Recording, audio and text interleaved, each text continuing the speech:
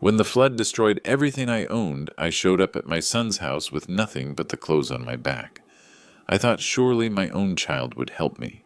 He looked at me through his expensive front door and said, "You're 67 years old. It's time you learned to handle your own problems." He didn't even let me inside. So I found a night cleaning job at a medical complex. The pay was terrible, but it was something. A truck driver started picking me up after my shifts, giving me rides home. Then one Thursday morning, his hands were shaking when I climbed into his truck. "We can't stop at your place today," he said quietly. "Trust me, just trust me." If this story resonates with you, I'd love to know where you're listening from. Comment your city. Let's build this community together. But let me start at the beginning, 3 months earlier, when the water came.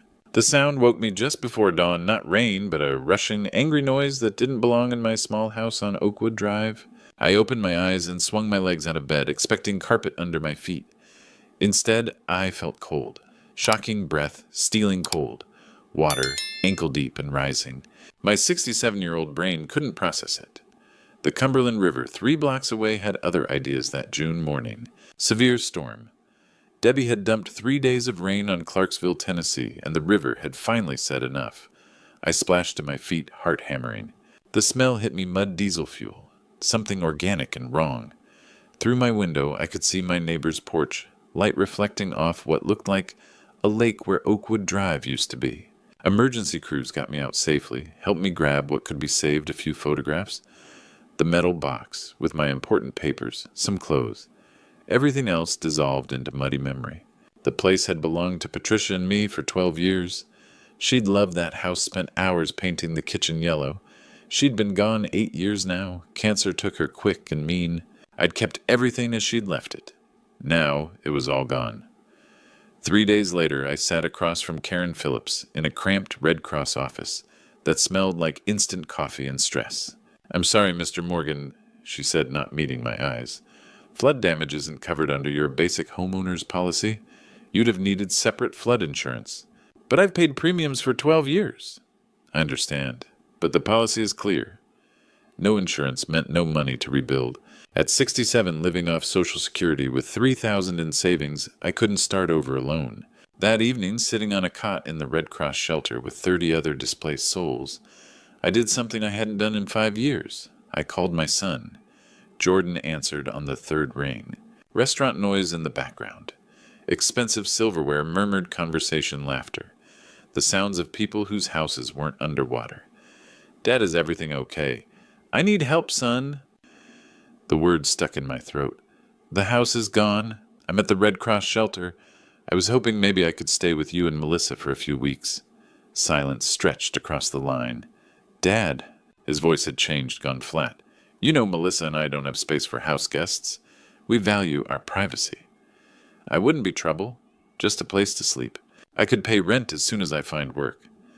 "Dad, I'm going to be honest because that's what family does. You're 67 years old. Maybe it's time to think about whether you've made the right choices in life." "What do you mean?" "I mean, you're living paycheck to paycheck in a flood zone with no savings, no backup plan. That's not bad luck. That's poor planning." My hand gripped the phone tighter. "Jordan, I worked 37 years. I paid my bills. One natural disaster doesn't make me irresponsible. Doesn't it? You chose to coast through life. Those are choices. They have consequences. So you won't help me. I'm helping you by being honest. What you need isn't a handout. You need to take responsibility and improve your life. I can't bail out every poor decision." I hung up without saying goodbye. That night, lying on a cot that smelled like bleach, listening to a stranger snoring 3 feet away, I realized my own son thought I deserved to lose everything. I just didn't know yet how much he'd already taken from me. The next morning, I stopped waiting for rescue. Dawn crept through the shelter windows. Around me, people stirred. I'd barely slept, Jordan's words echoing. At 7:30, I walked to the Tennessee Career Center. "Flood victim?" the woman asked. "Yes, ma'am." "Custodial position. Medical office, night shift, $900 a week." "I'll take it." The work was simple, mopping, emptying trash, sanitizing. By week's end, I'd found a studio. Tony Brennan showed it. $650 a month. 1 room above a dry cleaner. I'll take it. That first night, Patricia's photograph sat on the windowsill. I could almost hear her, You're going to be just fine. My first shift ended at 6. Walking out, I heard a voice. You the new night guy. An 18-wheeler sat nearby. Volunteer State Logistics on the side. A man leaned out 60 gray hair. That's me. Henry Cooper. I deliver here. Long walk after working all night. Hop in. The cab was homey coffee photo on dash country music. Where to? I gave my address. Flood get you, lost everything. Damn shame. Got family. I thought about Jordan. Not really. He told me about Betty. Dead 3 years from cancer. When he dropped me off, I reached for my wallet. Brother, if I charged everyone, I'd be the loneliest man alive. Next Thursday, he was there again. By week 4, I brought coffee. Then sandwiches. Could get used to this, he said. Least I can do. We talked about everything. His daughters in California, my carpentry years, Betty's crosswords, Patricia's kitchen. She sounds special. She was. Honor her by keeping going. One Thursday, Henry pointed to the photo on his dash. Betty at the Grand Canyon, wind in her hair. 20th anniversary. She'd never seen anything so big. Beautiful woman? Inside and out. Lost her fast. 6 months from diagnosis to gone. Patricia was the same. 8 years now. Gets different, not easier. You learn to carry it. Another morning, sipping coffee as sun painted Tennessee hills orange, Henry asked about my work. Carpentry. 37 years. Good work. Building things that last. Now I just clean up after doctors. Honest work's honest work. My dad drove truck, his dad, too. Nothing wrong with doing what needs doing. By late August, Thursday mornings had become ritual. Henry's truck waiting. Coffee in thermoses. Sandwiches in paper. 20 minutes talking, or not whatever felt right. You're good people, Richard. So are you. World needs more of us. Too many looking out for themselves. I thought about Jordan counting his silver. Then Henry worn jacket giving rides to strangers. The difference was stark. We'd sit sometimes not talking, just watching the sun come up over Clarksville. Those silences felt as comfortable as the conversations. Henry had lost Betty. I'd lost Patricia. We both understood what it meant to start over when you thought your life was set. You ever think about retiring? I asked one morning. Every day. But what would I do? Sit in an empty house, remembering. Fair point. The road keeps me going. And now I got Thursday mornings with a friend who makes decent sandwiches. I laughed. First real laugh in months. Henry became my measuring stick for humanity. If someone like him existed, someone who'd help a stranger without asking for anything back then, maybe the world wasn't as cold as Jordan made it seem. We never talked about deep things directly. No therapy sessions or heart-to-hearts. Just 2 old men who'd lost their wives doing what men do, showing up, sharing coffee, understanding without words. Over those 2 months as summer turned to early fall, Henry became the one constant in my upside-down life. Every Thursday, coffee and stories. Someone showing up. I had no idea our conversations would soon become a matter of life and death. The first sign something was wrong came on a Tuesday in September. I'd been applying for better jobs, day shift positions, warehouse work, sent out a dozen applications, heard nothing. That Tuesday I started calling Mr. Morgan. The HR woman at Morrison Manufacturing sounded uncomfortable. We received concerning information, reliability issues. Substance abuse was mentioned. Substance abuse, I don't drink. I'm sorry. 3 more calls. Same story. Someone had told them I was unreliable, had drinking problems, couldn't be trusted. The next morning, climbing into Henry's truck, I told him, someone's sabotaging me. Henry's jaw tightened. Who would do that? We both knew. You calling him? Tonight. That evening I dialed Jordan. Dad, what's up? Every job I applied to received calls saying I'm unreliable, that I drink. Silence. Restaurant noise. Did you call them? Yes, I did. The words hit hard. Why? I'm helping you. Enabling your poor decisions isn't love. I'm trying to work. You're looking for easy paths. You need consequences. Tough love, Dad. I hung up. 2 days later, Paul called. Jordan's worried. Says you've been drinking, making up stories. I'm not drinking. He showed me voicemails. You sounded bad. I never left voicemails. Losing everything at your age. Maybe you need help. I tried Aunt Linda. No answer. Over the next week, Jordan poisoned my family against me. Every relative either didn't answer or spoke with pity. When Linda finally picked up, until you get help for your drinking, we shouldn't talk. I'm not drinking. That's what people with problems say. She hung up. I stood alone, understanding what Jordan had done. He'd isolated me completely. Thursday morning, Henry asked, "Any luck?" They all believe him. "You got me. That counts." It did, but it didn't answer why. That night, lying awake, one thought burned. Why would Jordan do this? Refusing help was one thing, but actively destroying me, turning family against me. Nobody goes to this much trouble unless they're protecting something. I was being systematically destroyed by my own son. The question haunting me was simple. Why? Henry's hands were shaking when I climbed into the truck that Thursday morning in early October. Not the usual steady grip on the wheel, not the calm, weathered hands of a man who'd driven 18-wheelers for 40 years.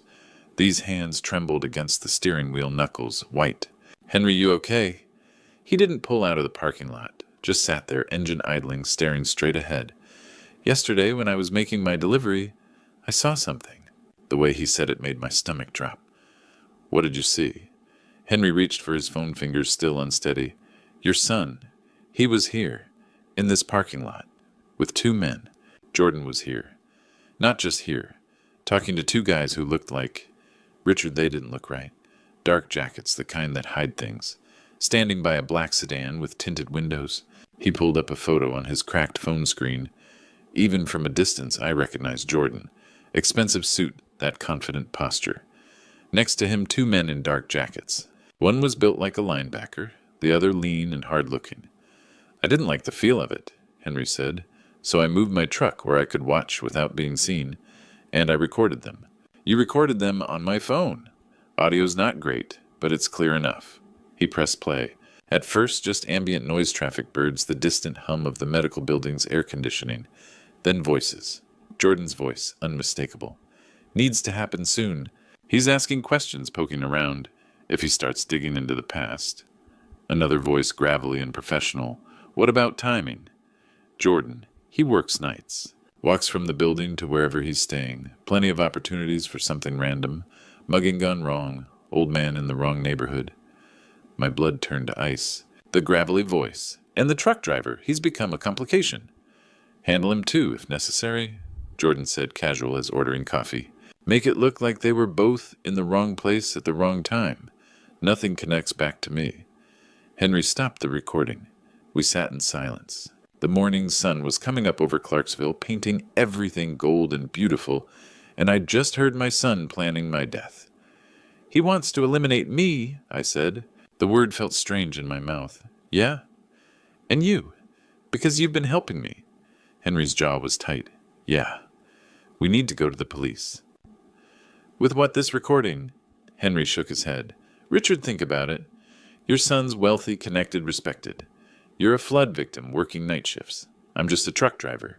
We walk into the police station with this. His lawyers will say he was discussing a movie plot, or joking around, or we edited the audio. But, we need more. We need to know why." Henry turned to face me fully. "Why would a son want to eliminate his own father? There's got to be a reason, something he's protecting, something he's scared you'll find out." The pieces started connecting in my head. The sabotage, the isolation. Jordan hadn't just been cruel, he'd been systematic. Keeping me weak, keeping me alone, keeping me from getting strong enough to ask questions. "What questions don't he want me asking?" I said half to myself. "That's what we need to find out. Because once we know the motive, once we know what he's hiding, then we have a real case. Then the police will listen." I thought about the recording. My son's voice calm and cold, discussing my death like a business transaction. "He's been planning this," I said, "the whole time. Since the flood, maybe before. Every move calculated." "Seems that way. What's he hiding, Henry? What could be worth killing for?" The words stuck in my throat. Henry started the truck, finally pulling out of the parking lot. "That's what we're going to find out. But we do it careful. We do it smart. Because now we know he's dangerous." We drove in silence toward my studio. The Thursday morning routine that had become such a comfort now felt fragile, precious. How many more of these did we have before Jordan made his move? "Thank you," I said, as Henry stopped outside my building, "for watching out, for telling me." That's what brothers do. My son wasn't just planning to eliminate me. He wanted to get rid of the only friend I had left too. And somewhere in his past, buried under years of lies and expensive suits, there was a secret worth destroying lives 4. The question was, could we find it before he found us? We didn't have to wait long. The very next night, Jordan made his move. Henry picked me up at 6 that Thursday evening, but we didn't head toward my apartment. Instead, we drove to Governor's Square and parked 3 houses down from Jordan's place, engine off, lights dark. The October air had turned cool, and I pulled my jacket tighter as we settled in to watch. "You sure about this?" Henry asked. "No," I admitted, "but we need to know why." At exactly 7:15, Jordan's garage door opened. He emerged carrying a leather briefcase, his movements quick and jerky. Even from a distance, I could see the tension in his shoulders. He glanced up and down the street twice before climbing into his Mercedes. "There's our boy," Henry murmured, starting the engine. "Let's see where he's running to." We followed at a careful distance as Jordan headed downtown. The evening traffic gave us cover, and Henry drove with the practiced ease of someone who'd logged 1,000,000 miles behind the wheel. Jordan pulled into a parking garage next to Henderson & Associates, a law firm I recognized from their billboards. "Lawyers," I said. "That can't be good." We waited in a nearby lot, watching the building's entrance. 45 minutes later, Jordan emerged holding a large manila envelope. But his face, even in the streetlight, I could see his expression had darkened. Whatever he'd hoped to accomplish in there, it hadn't worked. "Strike one," Henry noted. Next, Jordan drove to First Tennessee Bank, the main branch still open for evening business. He was inside less than 10 minutes. When he came out, the envelope was still in his hand, but his pace had quickened. His jaw was set tight. "Loan denial," I guessed. "He's desperate for money." "But why?" Henry asked. "Man lives in a $500,000 house." We followed Jordan east toward the industrial district. The streetlights grew sparser, the buildings more utilitarian. He turned into industrial self-storage, a sprawling facility surrounded by chain-link fencing. We killed our lights and coasted to a stop across the street. Jordan's car wound through the rows of orange storage units until it stopped at Unit 237. He got out, unlocked the heavy padlock, and rolled up the metal door. The interior was dark. I couldn't see what was inside from our position. He stepped in and disappeared. "Time it," I whispered. 5 minutes passed. 10. 15. The orange door stayed open, a rectangle of black in the dim facility lighting. What was he doing in there? Finally, after nearly 20 minutes, Jordan emerged. He pulled the door down and locked it, but he didn't immediately get into his car. Instead, he leaned against the driver's side door, both hands pressed to his face. His shoulders began to shake. I'd seen Jordan angry. I'd seen him cold.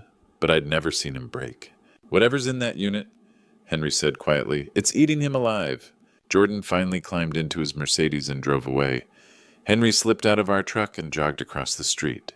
In less than a minute, he'd attached a small GPS tracker under Jordan's rear bumper. When he returned, his expression was grim. "We're coming back tonight," he said. "Whatever he's hiding in there, we need to see it." I stared at Unit 237, that ordinary orange metal door concealing God knows what.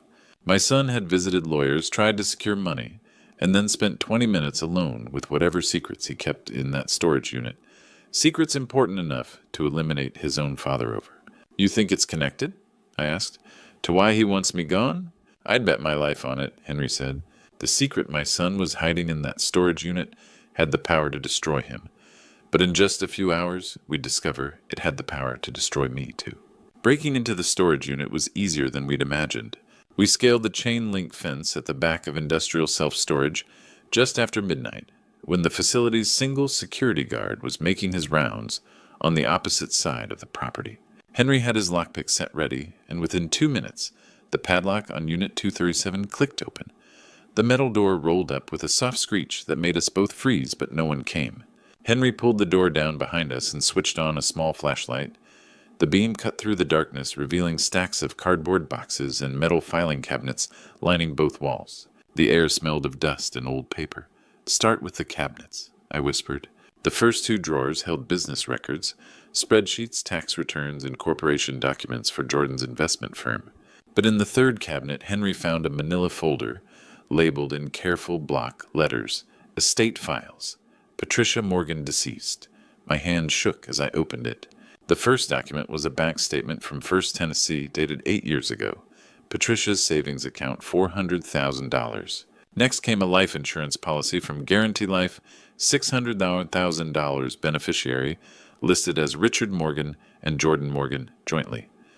Then an appraisal of our house on Oakwood Drive, $900,000. Finally, an investment portfolio statement from Merrill Lynch. $200,000. I did the math twice, hoping I'd made a mistake. $2.1 million. Richard, Henry said quietly, holding up another document. Look at this. It was a notarized form titled Waiver of Inheritance Rights. The signature at the bottom was supposed to be mine. It looked like my handwriting. The slant, the loops. But I had never seen this document before in my life. Below it was an email printout. The subject line read, Funeral authorization. Please sign and return. Jordan had sent it to me the day after Patricia died, when I was flying back from caring for my dying mother overseas. The email claimed the attachment was just authorization to make funeral arrangements. It wasn't. It was a legal waiver surrendering all my inheritance rights to Patricia's estate. My son had tricked me into signing away everything my wife had left me. Deeper in the folder, I found an envelope with my name written in Patricia's careful cursive. Inside was a handwritten letter. My dearest Richard, I am leaving everything to you and Jordan equally. The house, the insurance, everything we built together. Jordan will take care of you, he always has. He's been such a good son from the very beginning. Love, always, Patricia. The words blurred. I saw myself in my workshop 20 years ago teaching 12-year-old Jordan how to sand a chair. His small hands gripping the sandpaper, his face serious with concentration. Am I doing this right, Dad? Perfect son. Someday you'll be better at this than me. My knees buckled. Henry caught my arm, steadied me. My wife trusted our son, I whispered, and he stole everything from both of us. The math was simple and brutal. Patricia died of cancer 8 years ago, but I'd lost Jordan to something far worse, greed. Henry photographed every document with his phone while I sat on a dusty box, Patricia's letter, still in my hands. When we finally left Unit 237, the eastern sky was beginning to lighten. Before dawn, I sent encrypted copies to a lawyer Patricia had once recommended. The subject line read, Only open if something happens to Richard Morgan. Tomorrow I would confront my son. Tonight I just needed to make it through alive. The meeting was set for 10 o'clock at Riverside Country Club. I arrived early, carrying a thick manila envelope. My hands were steady now. The shock from last night had crystallized into something harder. Henry waited in the parking lot, engine running, ready to intervene if things went south. Jordan arrived exactly on time, stepping into the private dining room in a tailored navy suit that probably cost more than I made in a month.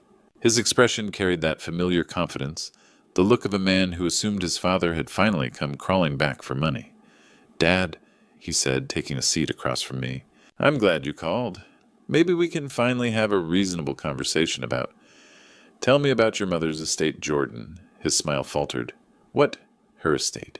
I've been thinking about it. There really wasn't anything left after the hospital bills and funeral. Jordan's jaw tightened. We've been through this. The medical costs were astronomical. The funeral, the debts. I slid the first bank statement across the table. Patricia's savings account, $400,000. The color drained from Jordan's face. How did you... Next came the life insurance policy, $600,000, then the house appraisal, $900,000. Finally, the investment portfolio, $200,000, $2.1 million, I said quietly. That's what your mother left us, together. Jordan stared at the documents, his confidence evaporating like morning fog. Dad, listen. I laid down the forged waiver of inheritance, then Patricia's handwritten letter. Her words about trusting him, about what a good son he'd always been. You sent me an email. I continued, my voice steady. The day after she died, you said it was just funeral authorization, but it wasn't, was it? Jordan's hands clenched on the table. When he finally spoke, his voice had changed. Defensive, almost desperate. You don't understand. You would have wasted it. I used that money to build something, Dad. A company. A future. What were you going to do? Buy a new pickup truck? Fix up that old house I invested in. I created value. It was worth more in my hands than it ever would have been in yours. Something in the corner of the room caught Jordan's eye. A wooden chair, simple oak construction, hand-sanded joints, fitted with the precision of real craftsmanship. I'd made it 30 years ago, one of a set I'd donated to the club. The same design Jordan and I had built together when he was 12. For just a moment, something flickered across his face. Guilt. Memory. But it wasn't enough. You were my son, I said, and my voice broke on that past tense. What turned you into this? It wasn't anger I felt anymore. It was grief, the kind of loss that carves through you and leaves something hollow behind. Jordan opened his mouth, closed it. No words came. I stood leaving the documents on the table between us. You have 48 hours, Jordan. Return everything, the full 2.1 million plus 8 years of interest. If you do that, I'll walk away. We'll never speak again, but I'll walk away. And if I don't, then I go to the FBI. This is theft, fraud, forgery across state lines, federal crimes. You'll lose everything anyway, the money, your company, your freedom. But if you do the right thing now, if you make this right, I paused looking at that wooden chair one last time. Maybe there's still a chance to save your soul. I walked out without looking back. 36 hours later, Jordan made his choice, and it wasn't the one I'd hoped for. The call came 36 hours later. You're making a mistake, Dad. Jordan's voice was cold-controlled. I have connections, resources. If you go to the FBI, you'll regret it. My hand didn't shake. It's too late, Jordan. Everything's already with my lawyer. And if anything happens to me or Henry, those files go straight to the bureau. I hung up. 2 hours later, Henry spotted 3 men watching our motel from a black SUV parked across the street. We didn't wait. We drove straight to the FBI field office in Nashville and walked in carrying copies of everything we'd found. The next 72 hours were a blur of interviews in windowless rooms. FBI agents photographed Henry's recordings, examined the forged documents, traced the email Jordan had sent me 8 years ago. On the 3rd day, they moved. Federal agents raided Jordan's house in Governor's Square at dawn, his investment office downtown, and Unit 237 at the storage facility. They seized filing cabinets, computers, bank records, everything. The evidence was overwhelming: forged signatures, fraudulent waivers, Patricia's letter, and 8 years of financial transactions that painted a clear picture of systematic theft. Jordan was arrested on a Tuesday morning in November, led out of his office in handcuffs while his clients watched. The local news ran the headline, "Investment Firm Owner Arrested for Defrauding Elderly Father." Melissa, his wife, appeared on the courthouse steps, looking devastated. She genuinely hadn't known. The trial lasted 5 months. Jordan's defense attorneys argued it was all a misunderstanding. They claimed the forged waiver was merely a clerical error, that I'd signed it willingly but misremembered, due to my age and grief. They tried to paint me as a confused old man seeking revenge against his successful son. But the evidence spoke louder than their arguments. Henry's recording of Jordan planning to eliminate us. The forged signature analyzed by 3 different experts, all confirming it wasn't mine. Patricia's handwritten letter expressing trust in Jordan. The timeline showing how he'd manipulated me via email the day after her funeral, when I was overseas and emotionally destroyed. The fact that Jordan had never once in 8 years told me about the $2.1 million. The jury didn't believe a word of his defense. 10 years in federal prison for fraud and conspiracy to cause serious harm to a family member. Full restitution ordered $3.1 million, including 8 years of compound interest and damages for emotional distress. When the verdict was read, I felt no triumph. Just an emptiness so profound it made my chest ache. They led Jordan out in handcuffs. At the courtroom door, he turned and looked at me, really looked at me, and for just a moment, I saw the boy who'd helped me sand that wooden chair 30 years ago. There was regret in his eyes, maybe even shame, but it was too late for apologies, too late for anything except consequences. I didn't turn away, but I didn't speak either. What was there left to say? Henry drove me home in silence. The restitution would take years to collect. They'd have to liquidate Jordan's company, his house, his investments. Eventually, I'd receive most of what Patricia had left me, maybe more. But money couldn't buy back what I'd truly lost: my son, and my faith that family meant anything at all. Still, as Henry pulled up to my apartment that evening, I realized something. The money couldn't return Jordan to me, but it could give me something else, something I hadn't had in 8 years. A choice, a new beginning, a chance to build the life Patricia would have wanted me to have. Tomorrow, I told Henry, let's start looking at land. 6 months after the trial ended, Henry and I stood on 50 acres of rolling Tennessee hills in Montgomery County. We built a main house for me and a smaller cabin for Henry, who'd retired from volunteer state logistics. A spring-fed pond, a woodworking shop, and enough land to finally breathe. Our days found their rhythm: mornings fishing, afternoons in the workshop, evenings around the campfire. The letter from Jordan arrived 2 years after his sentencing. His handwriting nearly made me throw it away, but I opened it.